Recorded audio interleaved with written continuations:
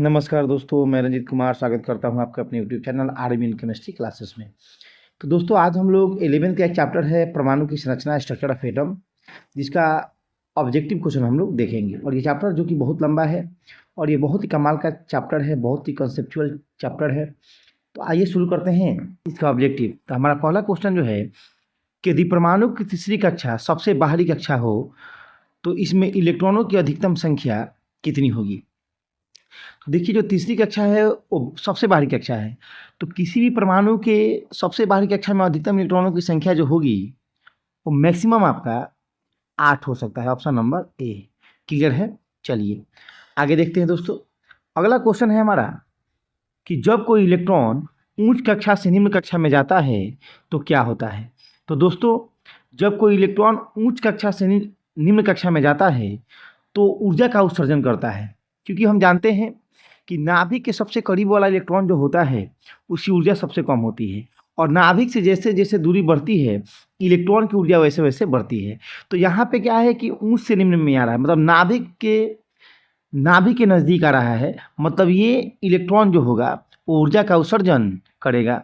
तो इसमें जो आपका ऑप्शन होगा वो हो जाएगा ऑप्शन नंबर सी, ऊर्जा का उत्सर्जन। चलिए नेक्स्ट क्वेश्चन देखते हैं। अगला क्वेश्चन है, निम्न में किन किरणों के प्रकीर्णन से नाभि के आकार का आकलन किया जा सकता है।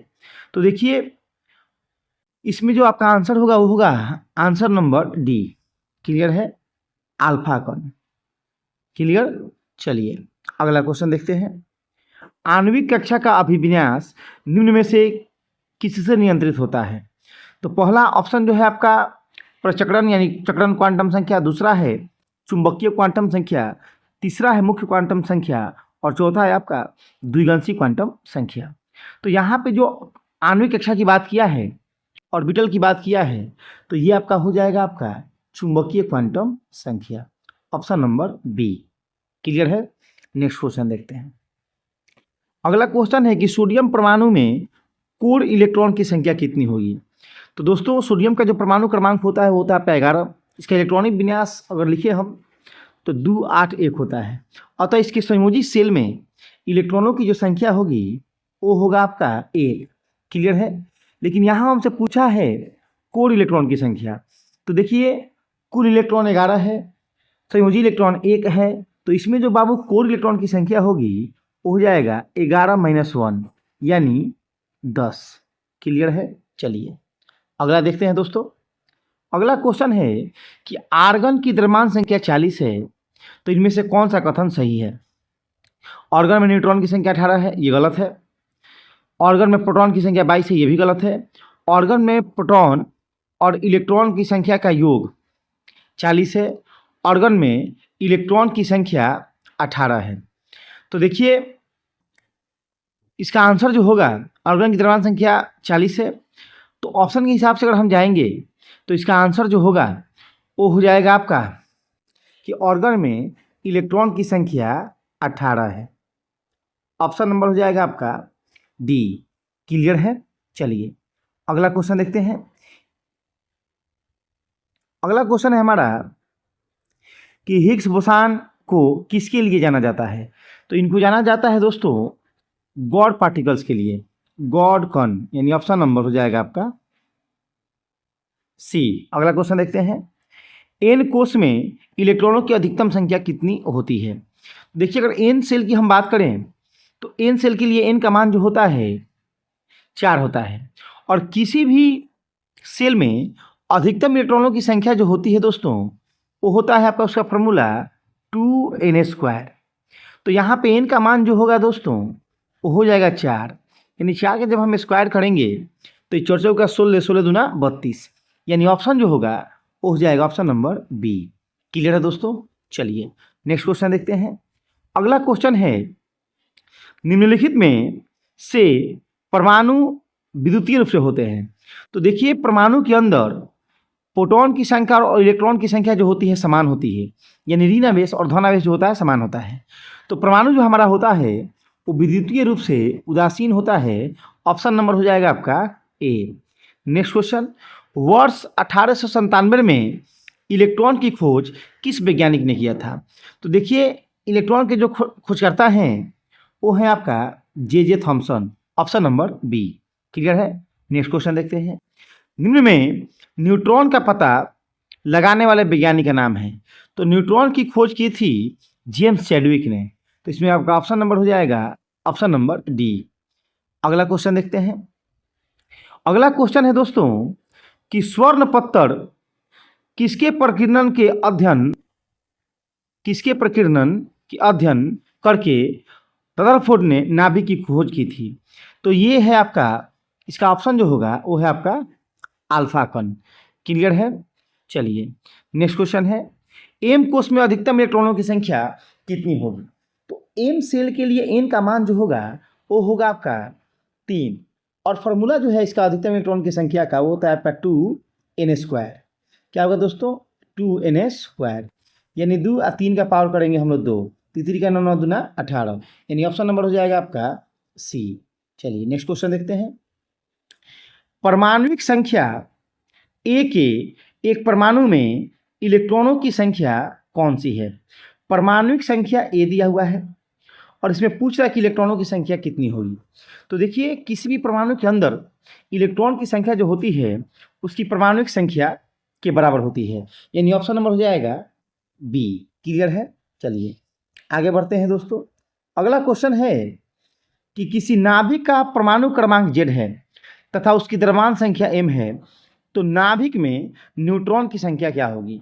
तो न्यूट्रॉन की संख्या निकालने के लिए हम लोग द्रव्यमान संख्या में से परमाणु क्रमांक को घटाते हैं, यानी जब भी हमको निकालना होगा न्यूट्रॉन की संख्या तो न्यूट्रॉन बराबर होता है a minus Z, a minus Z.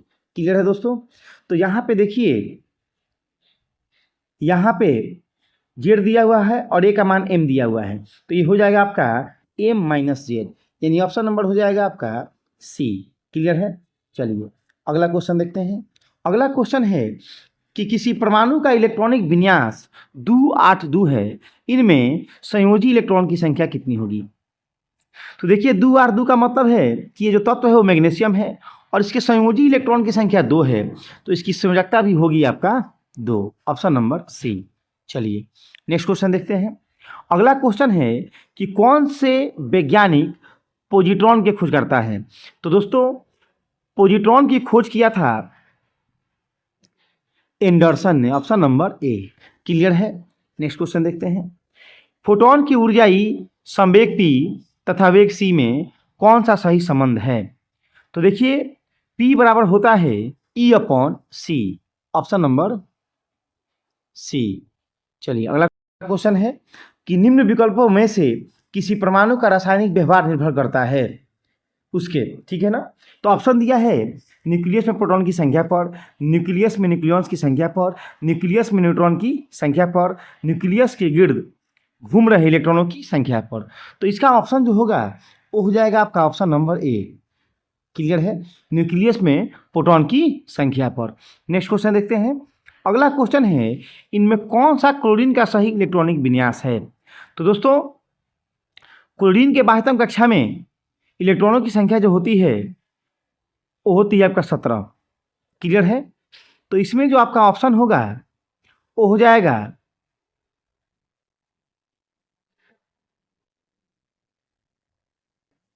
जाएगा आपका, देखिए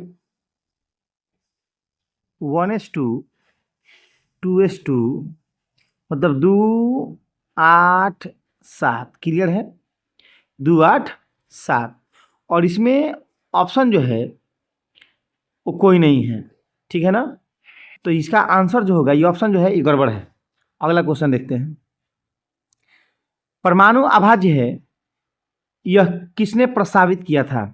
तो परमाणु अविभाज्य है ये बताया गया था डाल्टन के द्वारा, ऑप्शन नंबर हो जाएगा आपका बी।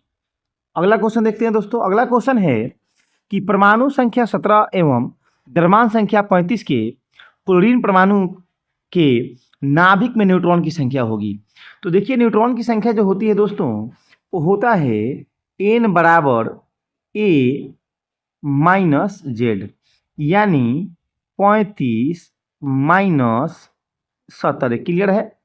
तो 35 - 17 जब हम लोग करेंगे दोस्तों, तो इसका आंसर जो आएगा वो हो जाएगा आपका 18। क्लियर है? Option number A. चलिए अगला क्वेश्चन देखते हैं। अगला क्वेश्चन है दोस्तों कि किसी तत्व की रासायनिक प्रकृति किस पर निर्भर करती है? तो किसी भी तत्व की रासायनिक प्रकृति जो होती है उस परमाणु में उपस्थित संयोजी इलेक्ट्रॉनों की संख्या पर निर्भर करती है, यानी ऑप्शन नंबर हो जाएगा आपका बी। अगला क्वेश्चन देखते हैं दोस्तों। अगला क्वेश्चन है, इनमें से किन किरणों के प्रकीर्णन से नाभिक के आकार का आकलन किया जा सकता है? तो वो है आपका अल्फा कण, ऑप्शन नंबर सी।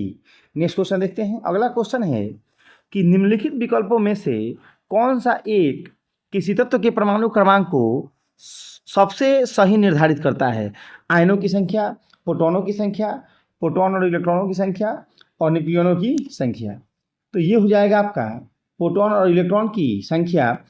लेकिन में सबसे बेहतर जो माना जाता है वो प्रोटॉन को माना जाता है, क्योंकि प्रोटॉन जो होता है, जैसे होता क्या है कि मान ली कोई तत्व इलेक्ट्रॉन ग्रहण करेगा या त्याग करेगा तो उसमें इलेक्ट्रॉनों की संख्या अदल बदल सकती है, लेकिन प्रोटॉन की संख्या हमेशा क्या होती है? फिक्स रहती है। क्लियर है? तो प्रोटॉन की संख्या भी जा सकते हैं, लेकिन ऑप्शन में प्रोटॉन और इलेक्ट्रॉन दोनों दिया हुआ है। प्रोटॉन और इलेक्ट्रॉन की संख्या जो होती है, अगर आयन को हम छोड़ दें तो ये हमेशा बराबर होती है, इसीलिए मैं ऑप्शन सी के साथ गया हूँ। अगला क्वेश्चन देखते हैं। प्रोटॉन पर आवेश निम्न में से किस आवेश के बराबर होता है? तो दोस्तों इसका जो आंसर होगा वो हो जाएगा आपका इलेक्ट्रॉन के बराबर होता है। क्लियर है?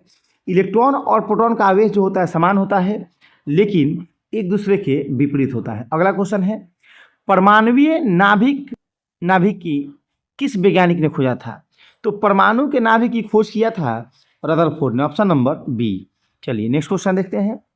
अगला क्वेश्चन है, किसी तत्व का द्रव्यमान संख्या 35 है तथा उसमें 18 इलेक्ट्रॉन है, तो उसमें प्रोटॉन की संख्या कितनी होगी?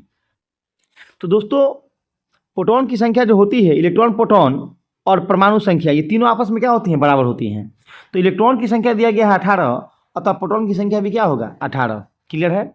Next question. अगला क्वेश्चन है, एक परमाणु 2 इलेक्ट्रॉनिक के चारों क्वांटम संख्याएं आपस में समान नहीं हो सकती है, यह नियम किस वैज्ञानिक ने दिया था? तो ये दिया गया है पॉली के द्वारा। पॉली ने सबसे पहले बताया कि किसी भी परमाणु में अगर 2 इलेक्ट्रॉन हैं तो उनकी चारों क्वांटम संख्याएं समान नहीं हो सकती है। मान लीजिए कि 3 क्वांटम संख्या अगर समान हो गया तो चौथा जो स्पिन क्वांटम संख्या होगा, एक के लिए प्लस हाफ होता है और दूसरे के लिए माइनस हाफ होता है। क्लियर है? नेक्स्ट अगला है, आणविक सिद्धांत किस वैज्ञानिक ने प्रतिपादित किया था? तो देखिए आणविक सिद्धांत दिया गया था जॉन डाल्टन के द्वारा, ऑप्शन नंबर बी।